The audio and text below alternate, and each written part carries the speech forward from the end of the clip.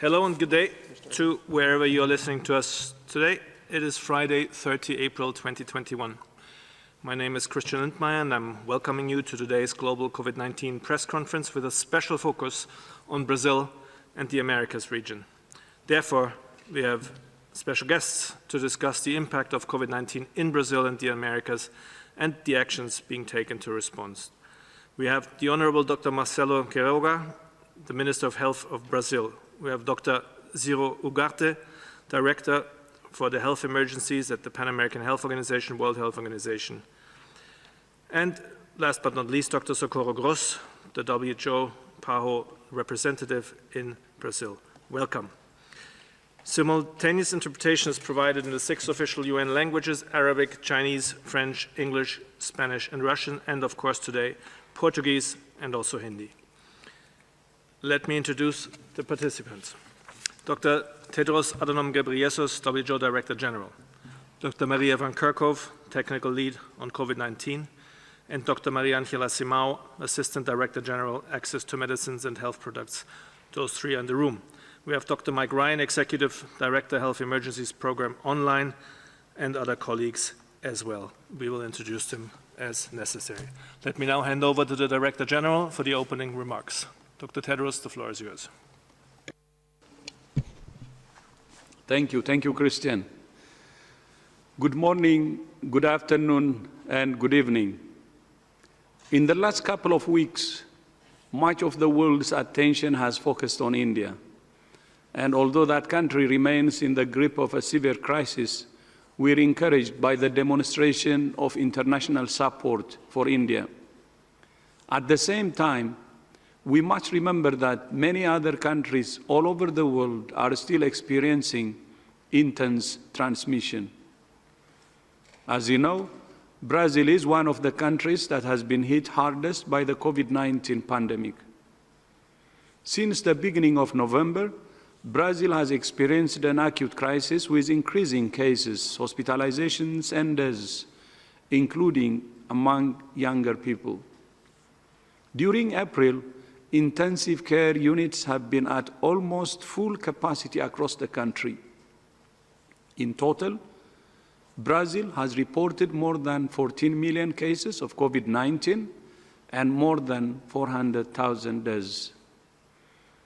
Cases have now declined for 4 weeks in a row, and hospitalizations and deaths are also declining. This is good news, and we hope this trend continues. But the pandemic has taught us that no country can ever let down its guard. Brazil has a long and proud history in public health, with 3 decades of investments in strengthening primary health care and progress towards universal health coverage.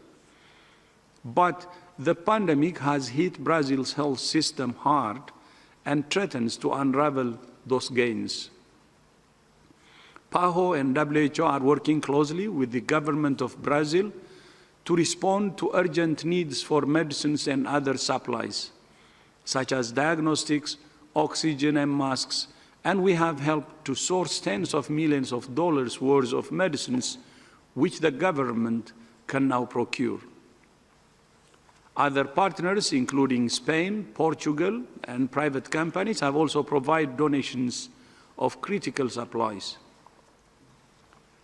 All countries will have lessons to learn from this pandemic, but there are areas where Brazil has done well in early detection, telemonitoring for patients, and the rollout of vaccines, with priority given to health workers, indigenous communities, and older people.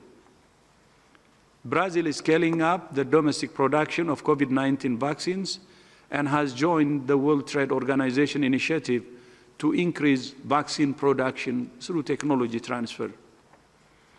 WHO and PAHO stand in solidarity with Brazil. Last week, I had the honor of meeting virtually with Brazil's Minister of Foreign Affairs, His Excellency Carlos Alberto França, and I have also had the honor of speaking with Brazil's new Minister of Health, His Excellency Marcelo Queiroga. It's now my great honor to welcome Dr. Queiroga. Minister, thank you for joining us today. Obrigado, and you have the floor.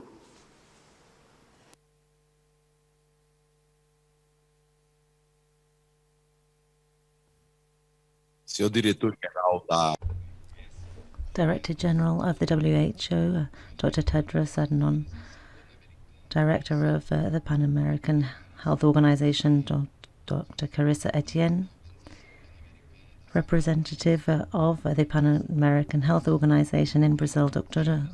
Sogoragos.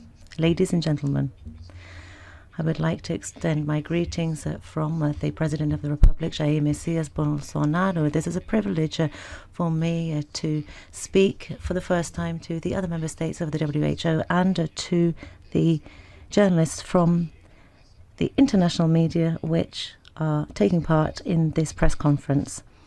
I welcome the words stated by the Director General of the WHO, and I extend my greetings particularly to the Brazilians, Dr. Mariangela Simão, Deputy Director General for Access to Medicines and Health Products, and Dr. Jarbas Barbosa, Deputy Director of PAHO.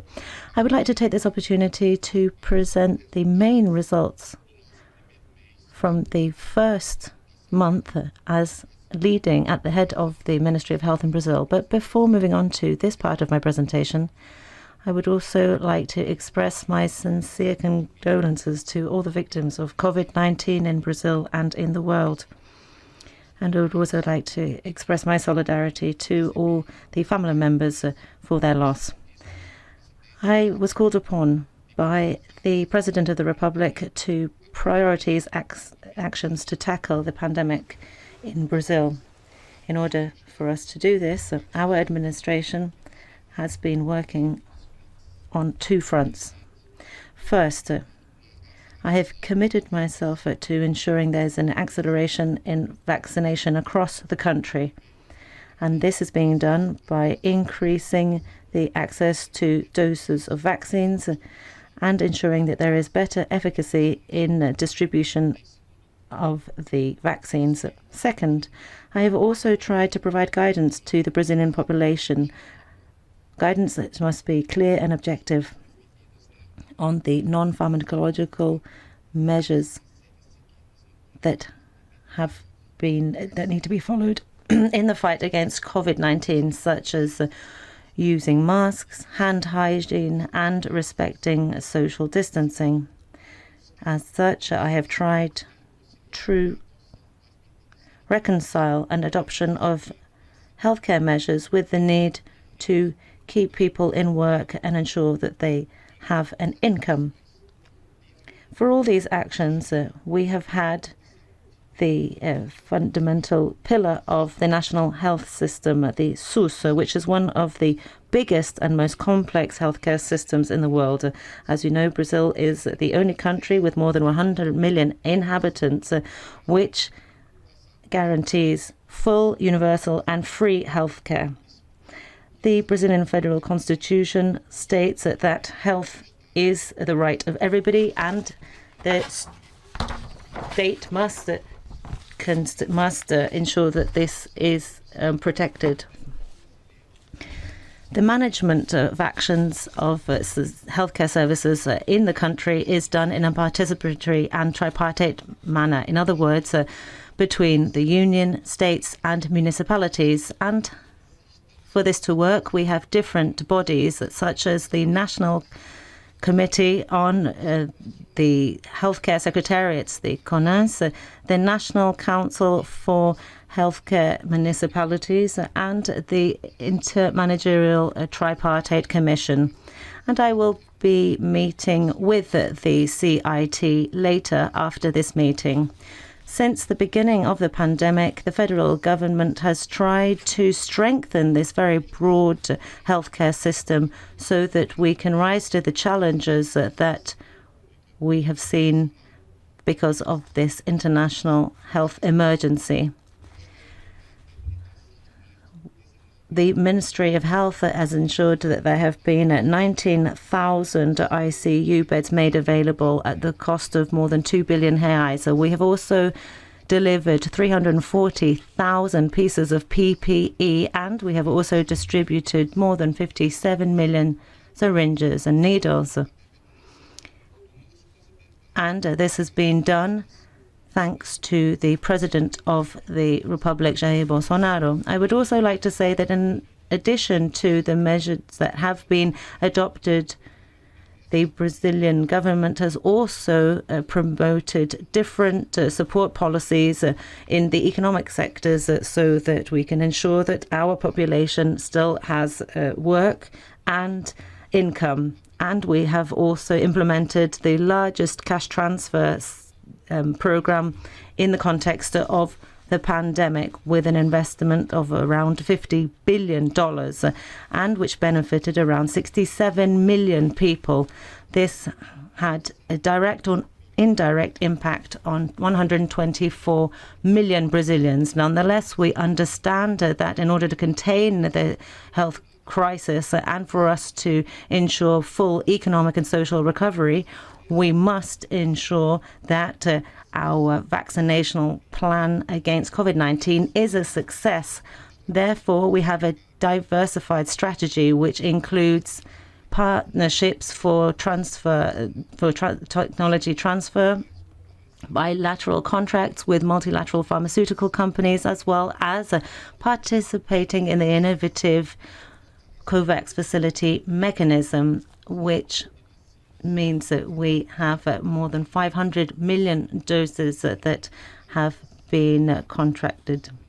We are very proud to say that we are working with the Fiocruz institution and the Butantan Institute that are age-old public health institutions in Brazil. Both of these institutions are producing all vaccines for the country, for Brazilians to fight against COVID-19. Therefore, we also say that it is essential for us to cooperate with China so that we can produce and export to Brazil everything that we need. We also have bilateral contracts with Janssen and Pfizer, and we received the first 1 million doses yesterday in São Paulo, and this is a result of the responsible and diligent actions of our administrators. We will have all 4 vaccines against COVID-19 that have already been authorized by the regulatory authority in Brazil used on the territory. We have also joined the COVAX facility with an initial payment of around $150 million. And we have been working with the General Coordination Program for national immunization programs. And this means that we will be able to obtain vaccines to vaccinate around 10% of the population.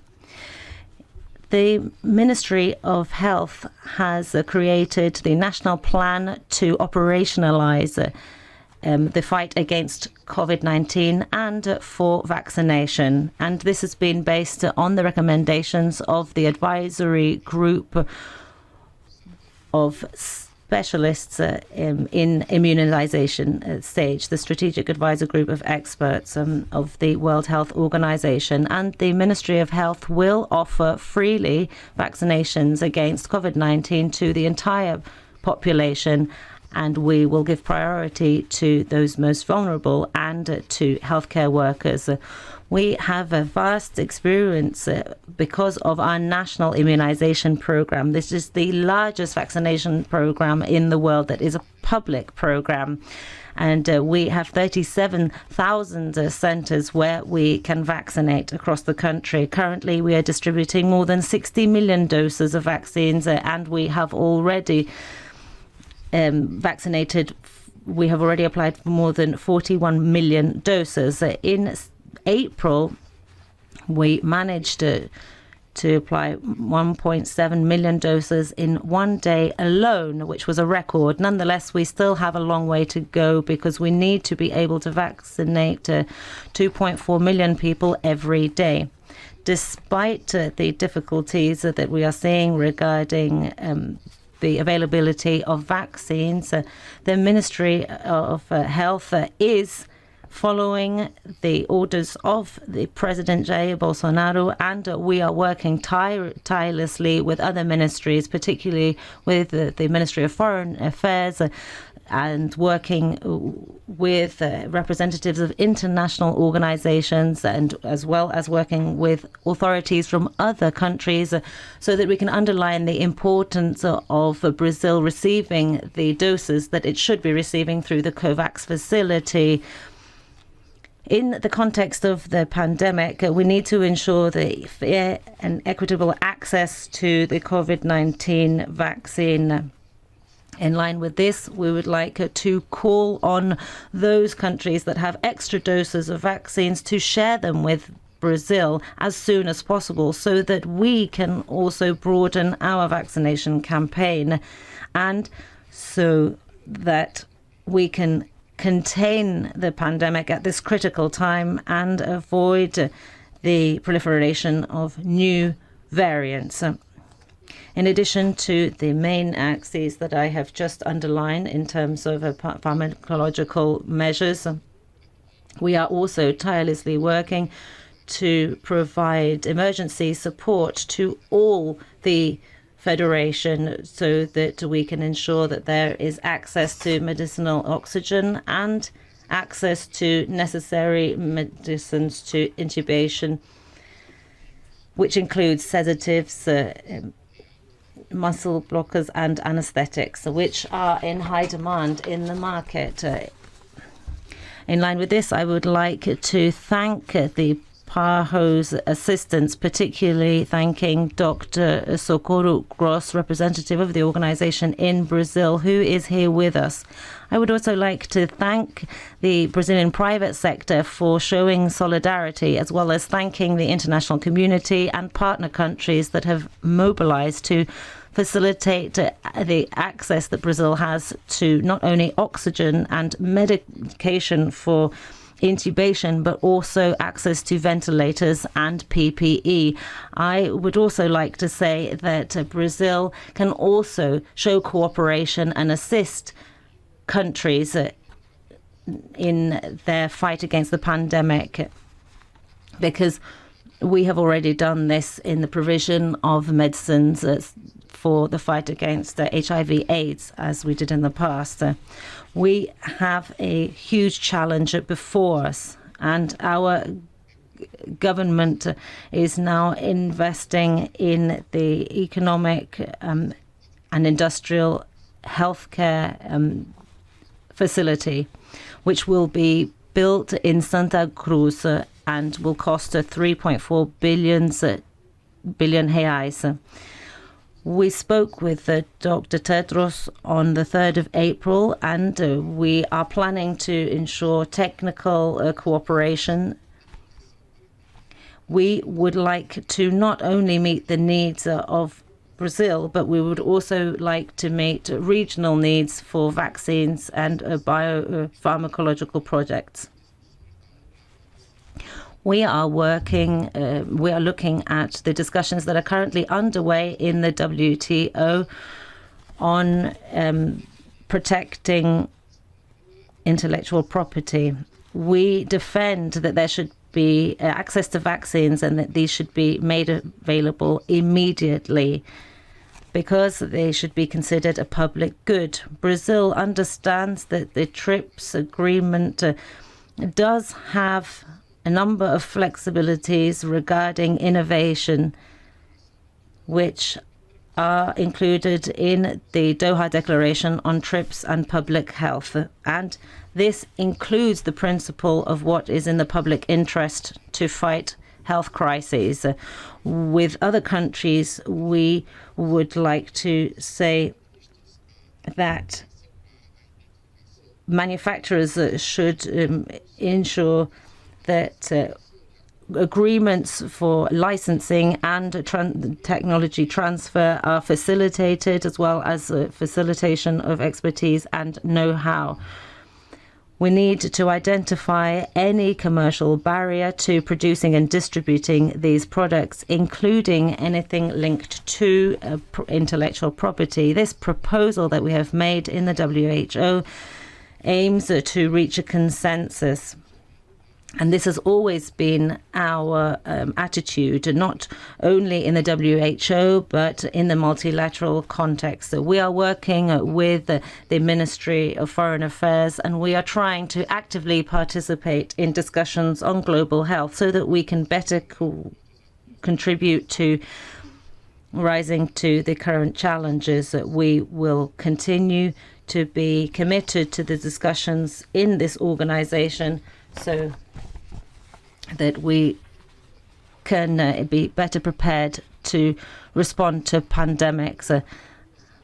And we also support the One Health approach. Ladies and gentlemen, I would like to also say a few words regarding the protection of the indigenous populations in the context of the pandemic. In Brazil, we have indigenous peoples that have a specific healthcare system which meets the needs of their geographical, social and cultural needs through the Special Secretariat on Indigenous Health. The CESAI Secretariat has, since January 2020, provided technical documents so that indigenous peoples, administrators and collaborators can adopt the measures to prevent and treat COVID-19. Given the vulnerability of these peoples to respiratory diseases, we have ensured that there was a vaccination given as a priority to indigenous peoples in 2020 and 2021. We are ensuring that we have already distributed enough doses to all indigenous peoples over the age of 18. More than 75% of these peoples have received their first dose and 58% their second. More than 500,000 doses have been administered amongst the indigenous population so far. Ladies and gentlemen, the pandemic of COVID-19 has showed just how much we need to strengthen national healthcare systems, focusing on primary healthcare. We need to ensure that we can maintain essential healthcare services in our national health service. As a cardiologist, I must also say that we are very concerned about the work that is being done on non-communicable diseases, particularly in the context of the COVID-19 pandemic. We would like to say that we are adhering to the HEARTS initiative so that we can improve the strategy for improving the cardiovascular system. Before concluding, I would like to express my gratitude to all the frontline healthcare workers who have been working tirelessly since the beginning of the pandemic with dedication. Healthcare work and the people who work in the healthcare sector are essential for us to maintain our healthcare systems and services.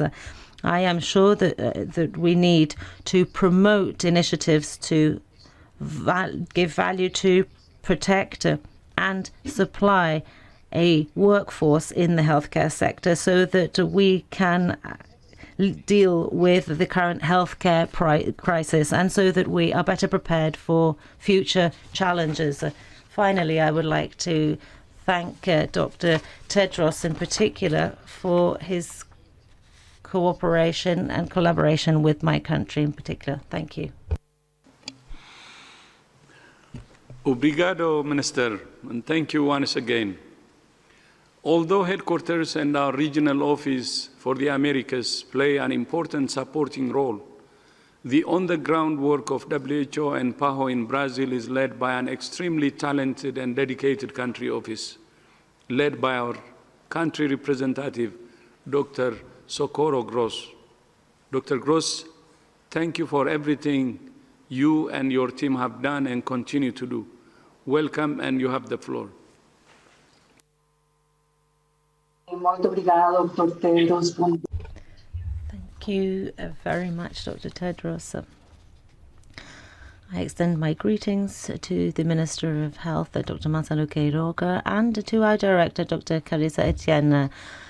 PAHO has a long history of cooperating with Brazil at national, state, and municipal level. We have always tried to strengthen the Brazilian national health care system, the SUS. We have worked together in the response against COVID-19, and this work started before the first case was detected in the country, and we have been working day and night since then to increase our capacity as well as focusing on strengthening analyses, surveillance, laboratories, and paying attention to risk communication strategies so that we can all learn from what has happened, and this will be to the benefit of everybody. We have been working with Brazilian institutions to understand the virus, and we have been strengthening our genomic sequencing activities as well as supporting research on the impact of the P1 variant. Currently, we are working with the Brazilian government to meet the urgent needs of equipment and medicines that are needed to accelerate access to vaccination. We are using the revolving fund for vaccine procurement of PAHO, which has served our countries for decades. We have also been supporting Brazilian municipalities, and we have been supporting plans and criteria to adjust public health measures, always taking into consideration the local context and situation. To facilitate decision-making, we are sharing all available evidence with Brazil. And because a lot of this evidence is not available in Portuguese, we are doing our utmost to translate it as quickly as possible. We have also, in partnership with health authorities, ensured there has been face-to-face training, virtual courses, and provided up-to-date guidelines. We are also promoting the exchange between Brazil and other countries on their experiences on controlling COVID-19 so that we have strategies that are up to date. We have also ensured that there has been an exchange of knowledge between states in Brazil, including by sending missions to states and municipalities so that we can look at protocols and attend to the populations that are most vulnerable. We are actively participating in the coordination efforts to respond through our emergency operation centers. We know that we have a lot of challenges ahead of us, and that is why we need to work with the same objective in mind, saving lives. Mr. Minister, please know that Brazil can always count on us. Thank you. Thank you so much, Dr. Gross. And I send my greetings and deep appreciation to all of our WHO PAHO colleagues in the country office in Brazil. We're very proud to call you our colleagues. Obrigado. Of course, Brazil is not the only country in the Americas to have been hit hard by COVID-19. Globally, the region of the Americas has been the most affected by the pandemic. It's now my great privilege to welcome Dr. Ciro Ugarte, the Director of the Department of Health Emergencies in the WHO region of the Americas and the Pan American Health Organization. Ciro, thank you for your leadership throughout this incredibly difficult period for your region. And welcome, and you have the floor.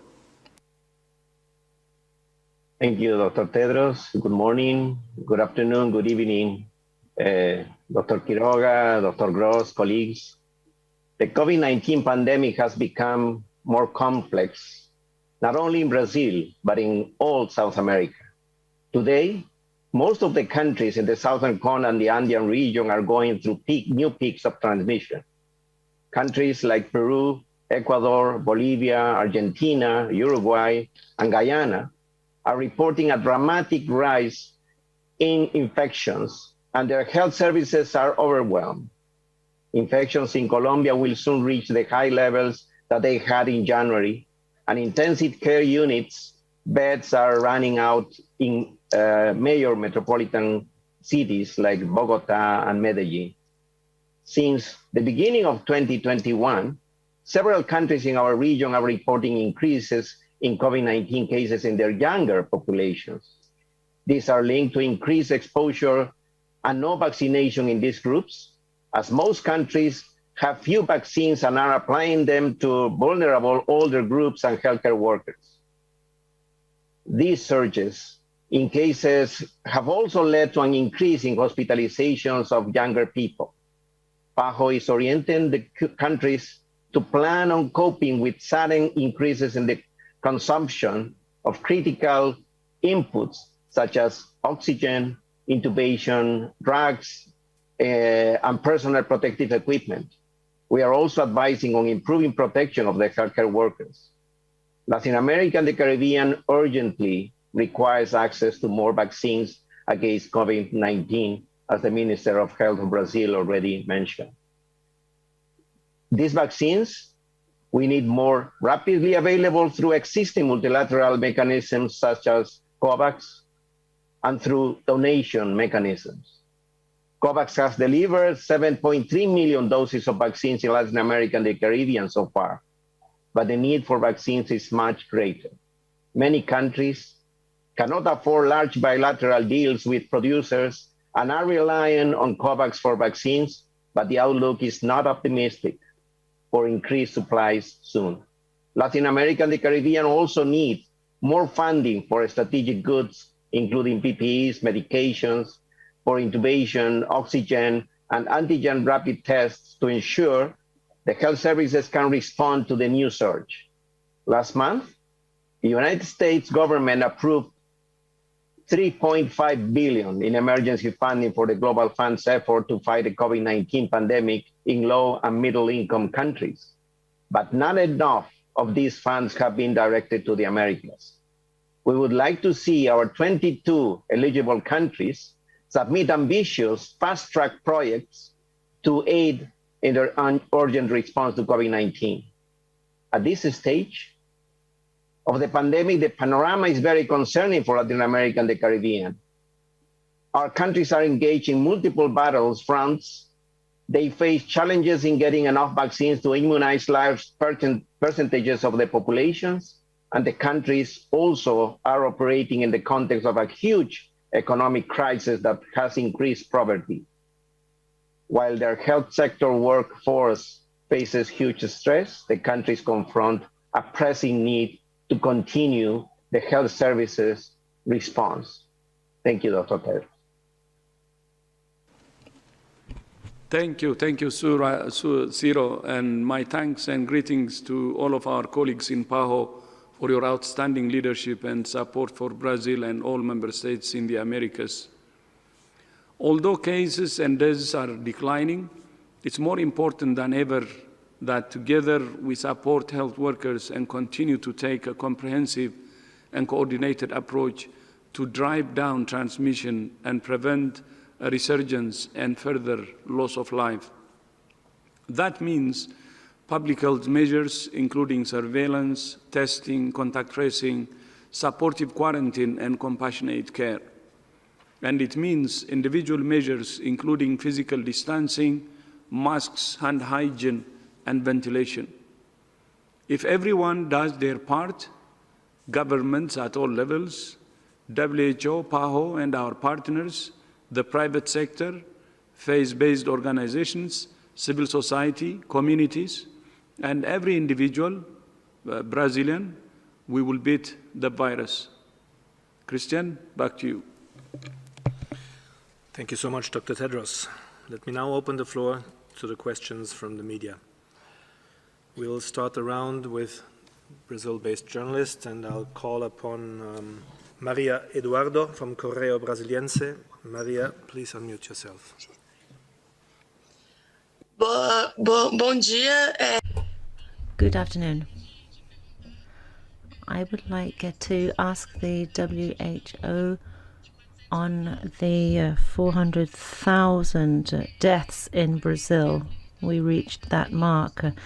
The WHO has been saying for a long time, warning about this situation, and I would like to know from you whether you think these deaths were avoidable. I would also like to know from the Minister if he can guarantee that the entire population will be vaccinated by the end of the year, considering the rate at which we are vaccinating in the country. We are seeing that things are improving in other countries, but we are now emerging from our worst moment, and we could have bought vaccines beforehand, such as with Pfizer, but we did this very late on, according to specialists. Can the Minister guarantee that the entire population will be vaccinated by the end of the year? Thank you.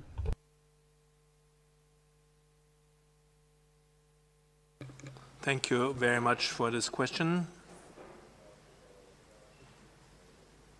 And we'll go to Ciro Ugarte, please, from PAHO. Ciro, please unmute yourself. Thank you.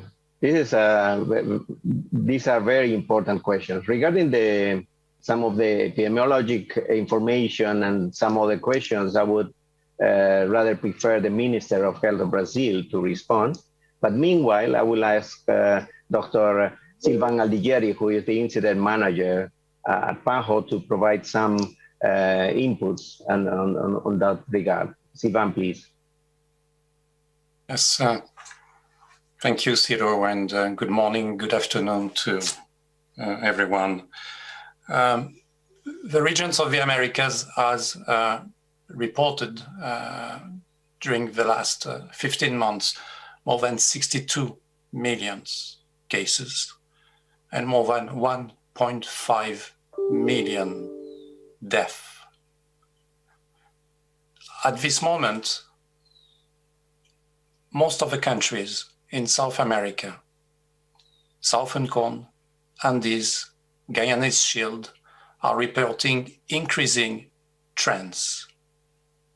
And in many of these countries, ICUs are overwhelmed with severe patients. The most important, in this context, the most important action to help health services to bend the curve is the strict implementation of public health and social measures. This is the most important. And unfortunately, during the last 3 to 4 months, with a sequence of holidays triggering big movement of population, Christmas, New Year, Carnival, Easter week, we have noticed that in many countries of the Americas, there was a suboptimal implementation of these public health measures. So, yes, in all countries of the South America, Central America, when there was a relaxation of public health measures, yes, there was an increase in cases and death that could have been avoided.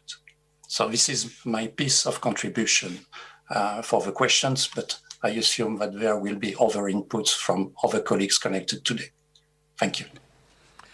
Thank you very much. This was Dr. Silvan Aldighieri, who is the Incident Manager for COVID-19 in PAHO WHO and also the Deputy Director for Health Emergencies. Before I'll hand to the Honourable Minister for the part 2 to come in, I'll ask Dr. Simão for some input. Thank you very much, Maria Eduarda, and good morning to the colleagues in Washington and Brazil. Your question on the number of deaths in Brazil is a cause for great sadness. we have a huge number of deaths. And this has an impact on an individual level for the healthcare professionals, to family members.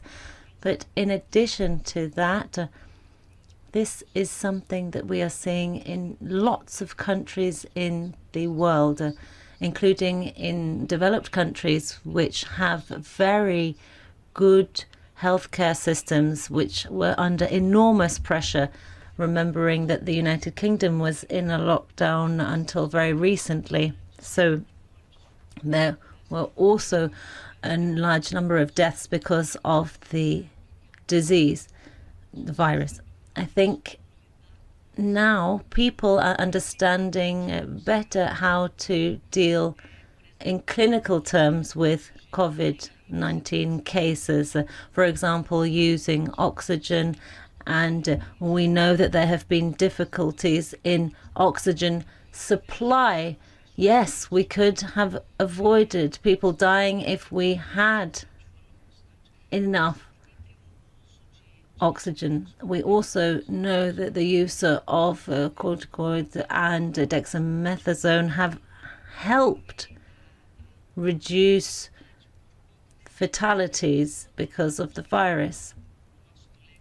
At the same time, as my colleague has just said, it is extremely important that we take the pressure off the healthcare systems so that those systems can actually look after the patients that are in hospital. And that is why we need to reduce community transmission through the measures that were also mentioned by the healthcare minister, for example, hand hygiene, using masks, social distancing, contact tracing, early diagnosis, so that we can break the chains of transmission. So it is extremely sad to see this high number of deaths in Brazil and in other countries. And unfortunately, we can say that some of these deaths could have been avoided, and future deaths could be avoided too if we are able to reduce community transmission. Thank you.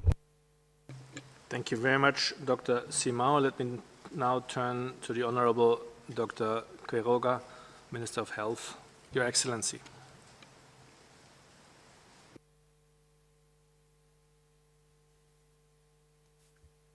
A Mariângela já me ajudou.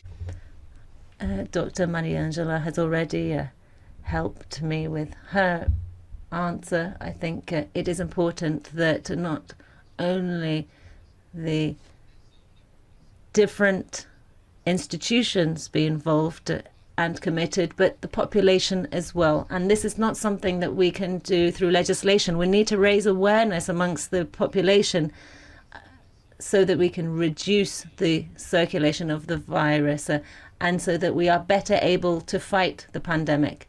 Our first priority in Brazil is the vaccination campaign. And the President of the Republic has reiterated how important vaccination is. And he has done this on television.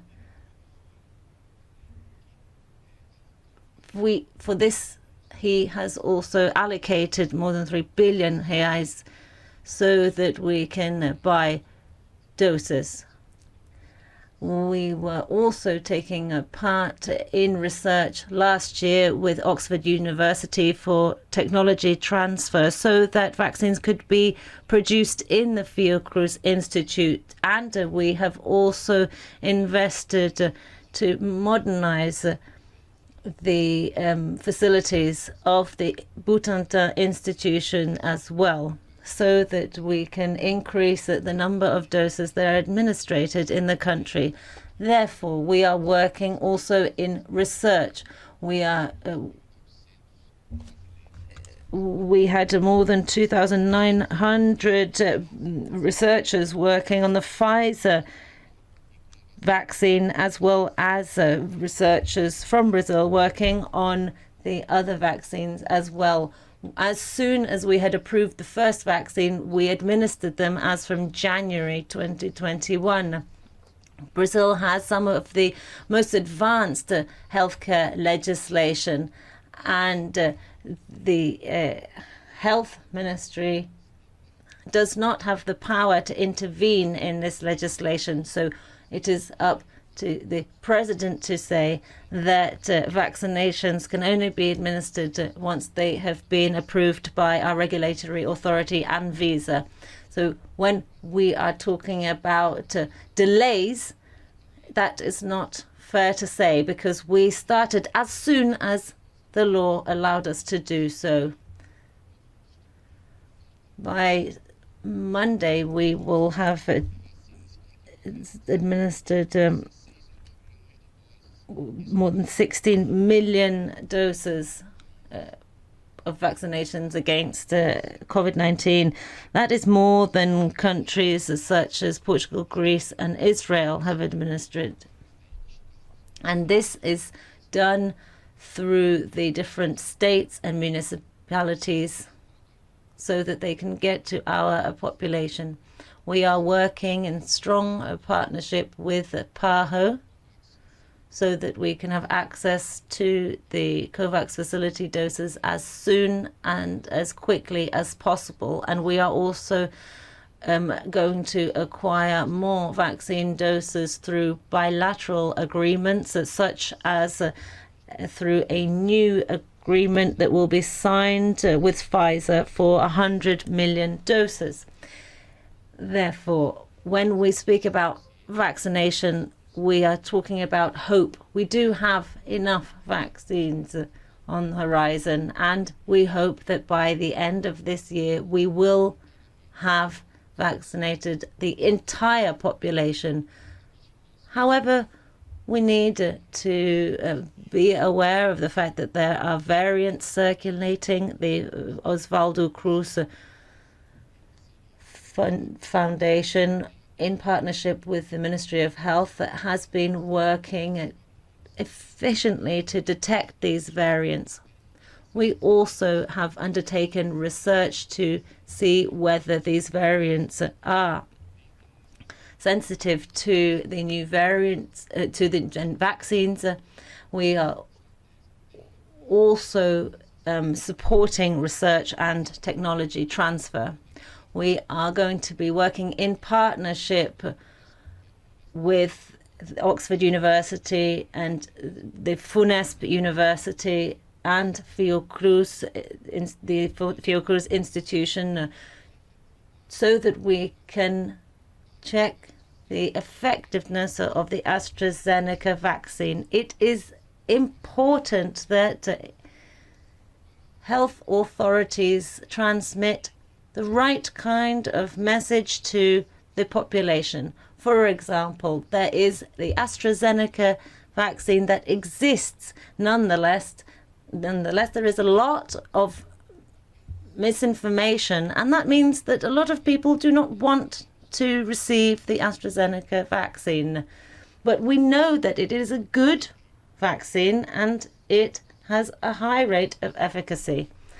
We need to work together with the media. We need to look forward. We need to bring hope to people, bring hope that we will end this pandemic through mass vaccination. Thank you.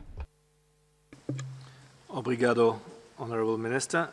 The next question goes to Lorival Sant'Anna from CNN Brazil. Lorival, please unmute yourself. Bom dia. Good morning. Thank you very much.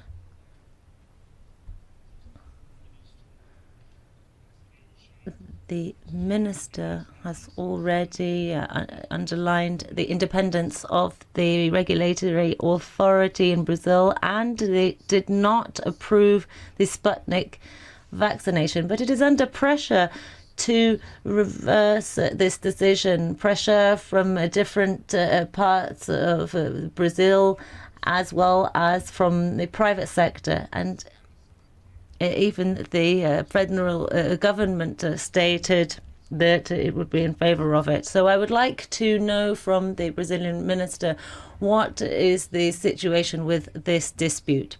I would also like to know why the WHO does not consider that the Sputnik vaccine met the basic criteria for it to be approved by the organization. And we know that there are 60 million vaccines that are going to go from the United States that are extra for AstraZeneca. Thank you. Thank you very much, Lirval. Let me take that opportunity to remind all journalists, please, to ask one question only, because we have a long list, and otherwise we don't get to even 3 questions. Let me pass the first part to the Honorable Minister, and then we'll have Dr. Simao take part 2. Your Excellency.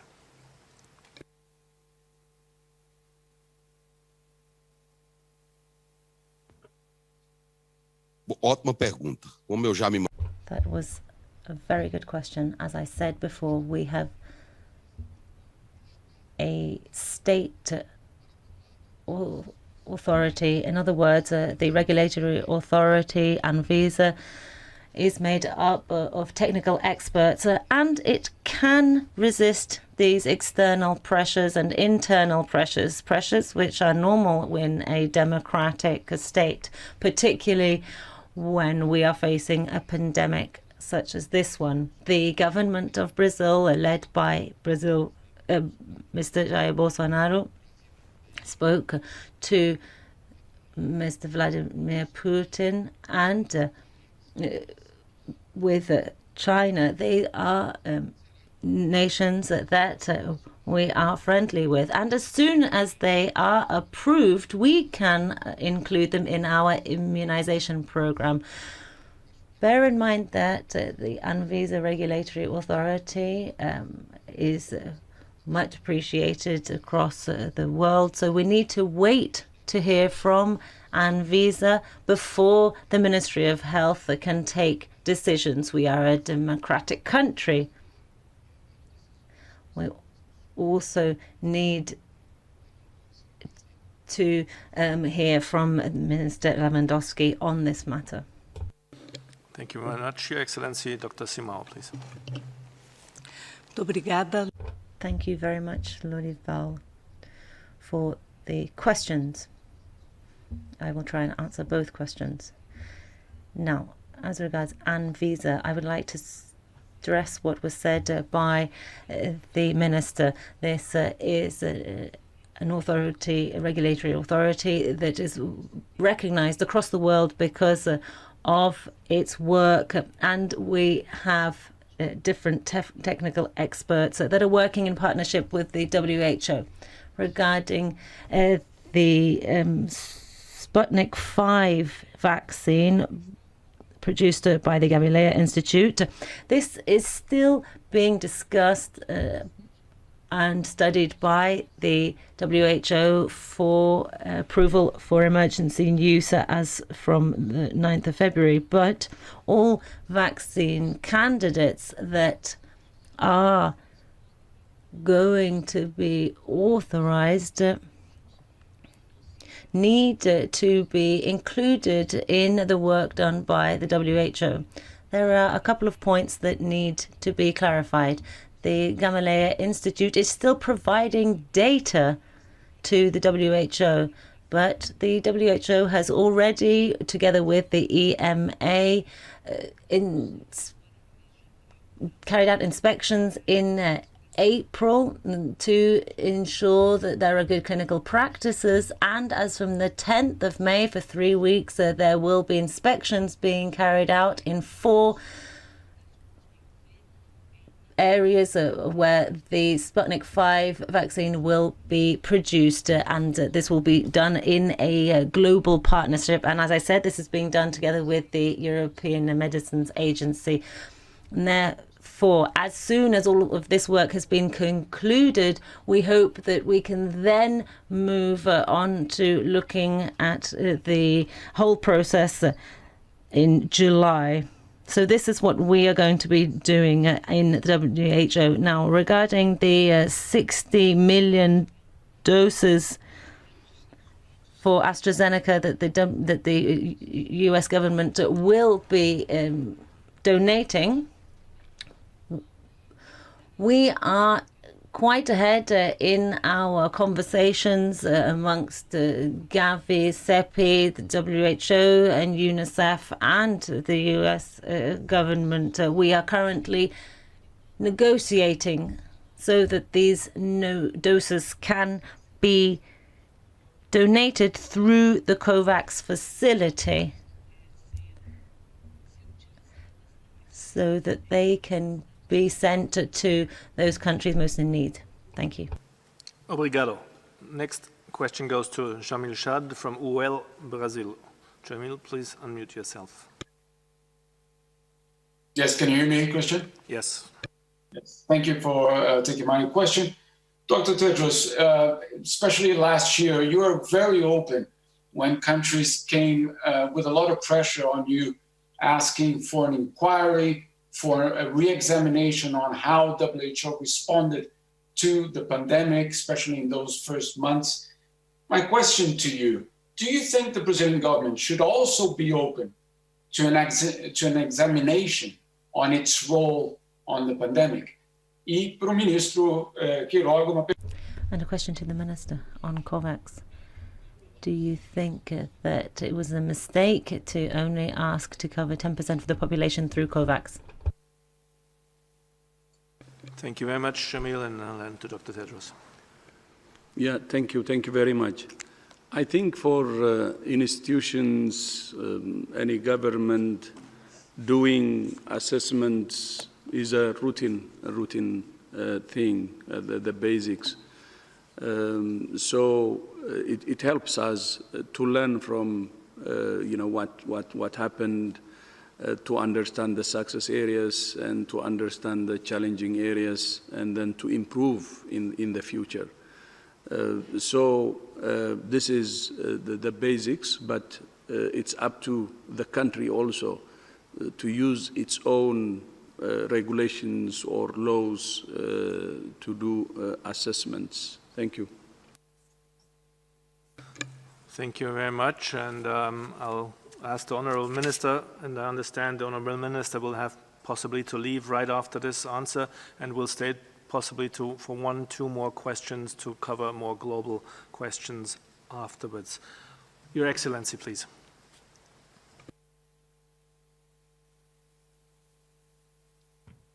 Eu gostaria. I would like to thank the World Health Organization, particularly Dr. Tedros and Dr. Maria-Angela Simão, for giving us this opportunity to speak to international media members and also to state what the Brazilian government's position is. That we are trying to find the best ways forward and to provide the answers that Brazilians and the international community would like us to provide. And I hope that we can overcome this pandemic. I agree with what was said by the Director General, that we need to ensure that there is a constant evaluation, not only of COVID-19, but other diseases in general. This is what I need to do as the Minister of Health. We need to strengthen the healthcare system. We are a continental-sized country with more than 290 million inhabitants, and we need to take into consideration just how heterogeneous our society. We have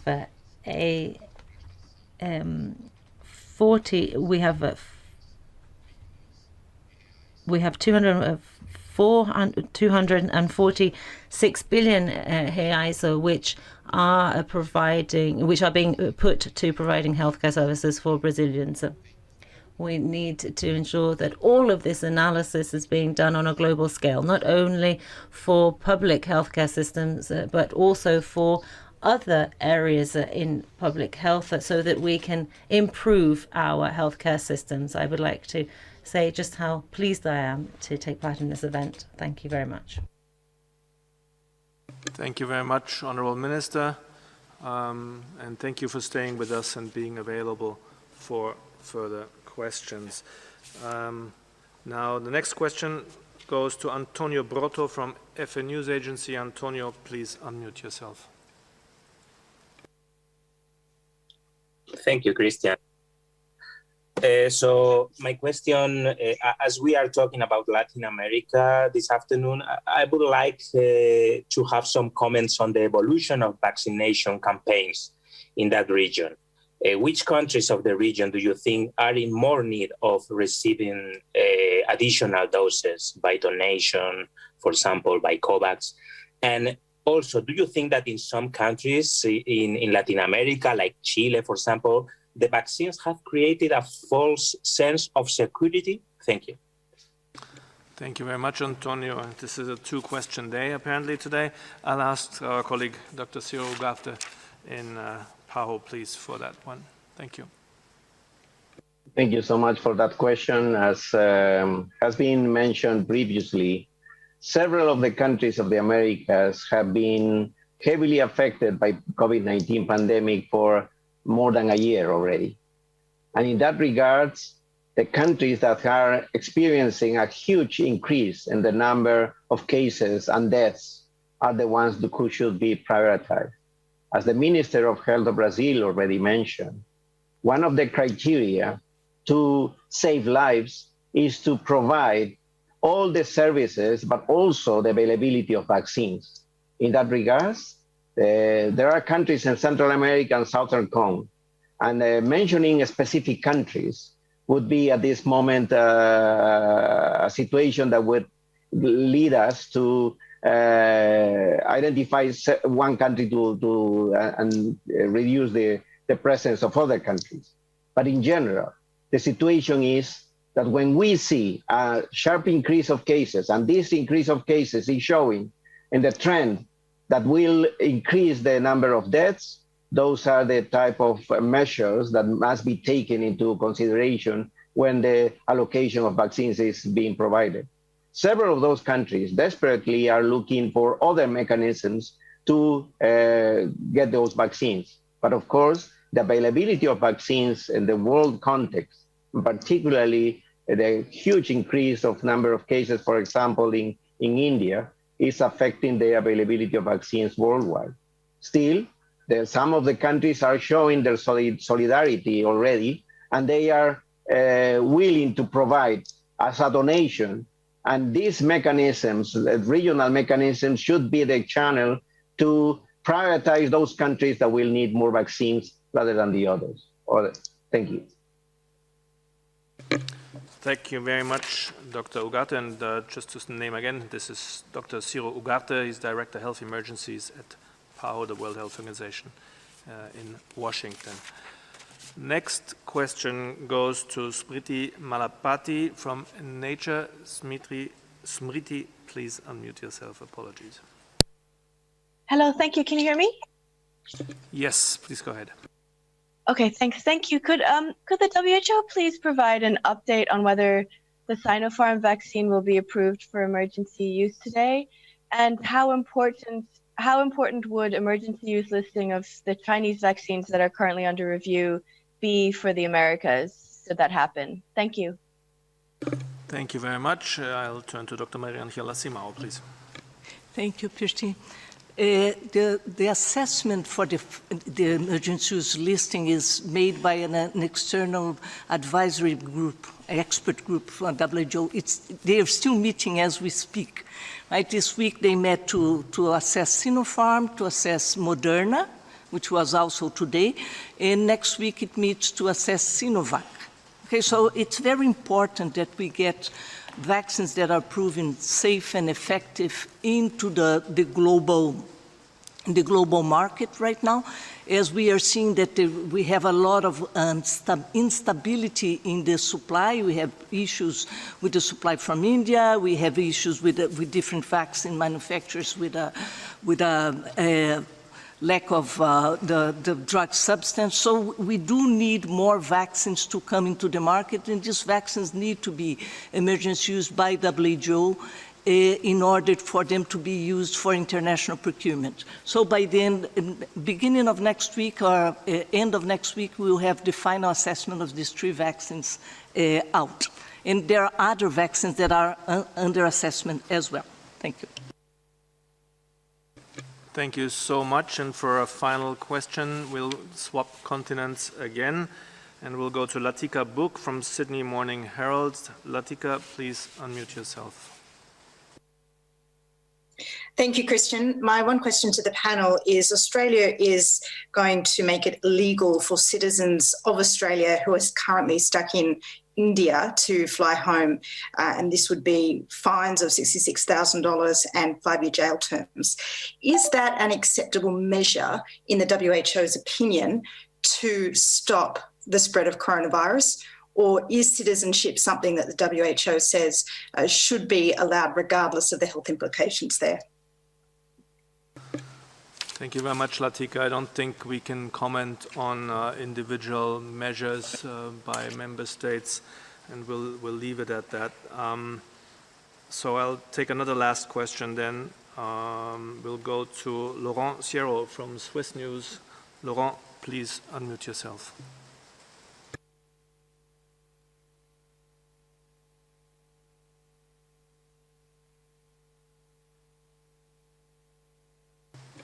Not sure if Laurent got deterred because I announced the last question before we have him. Laurent, Can you please hear go me? ahead. Yes, please go ahead. Yeah, sorry, there was an issue. Thank you for taking my question. A few regions in Switzerland have now opened the vaccination for young people as young as 16 years old. Does that make sense in the sequence we are in terms of vaccination? Thank you. Thank you very much, Laurent. We'll check if Dr. Kate O'Brien is still with us online. I think she's not anymore. Then possibly Dr. Van Kerkhove. Thanks. Again, I'm not going to comment on a specific country's plan, but we advocate for those who are most at risk to receive the vaccine first in all countries. So these are health workers, people of advanced age, people with underlying conditions, because these are individuals who are most at risk for infection and also most at risk for developing severe disease. And what we are advocating through COVAX, and you hear us many, many times speaking about this, is for vaccine equity and to ensure that those who are most at risk receive the vaccine first. Having said that, countries are taking into account a staged approach of how they implement their vaccines and the vaccines that they have. And they're doing this as clearly as they can with age and with occupation, things like that.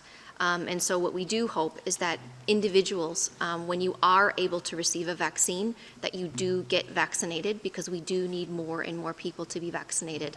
And we also advocate for countries to share doses of their vaccines through COVAX, so that more people around the world, can, especially those who are most at risk, receive the vaccine first. We all know how important this is, and it needs to go beyond words. But I do also, while I have the floor, to say it's not just vaccination.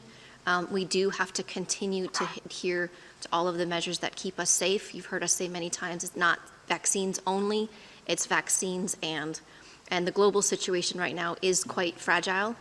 There are a lot of countries right now that are facing really intense transmission. There are a number of countries that could potentially see an upsurge because they don't have access to the vaccines, because public health and social measures are being relaxed in some places, because there may be some big social events or mass gathering events coming up. We all have to continue to make sure that we keep ourselves safe through distancing, through masks, through hand hygiene, staying home if being asked, and to be supported through government. So it is that comprehensive approach that remains absolutely critical while we get through this really fragile time. Thank you very much, Dr. Kerkhove, and we reached the end of our briefing today. I want to thank all our participants today, especially the Honorable Minister and of course our colleagues in PAHO in Washington and in the country office.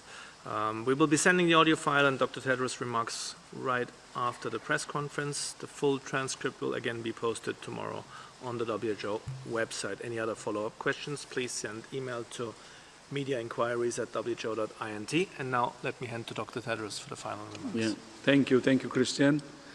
So I'd like to thank Minister Quiroga for joining us today, and also to our colleagues, to Socorro and Ciro for joining, and also to the media members for joining today, and see you in our upcoming pressers. Thank you.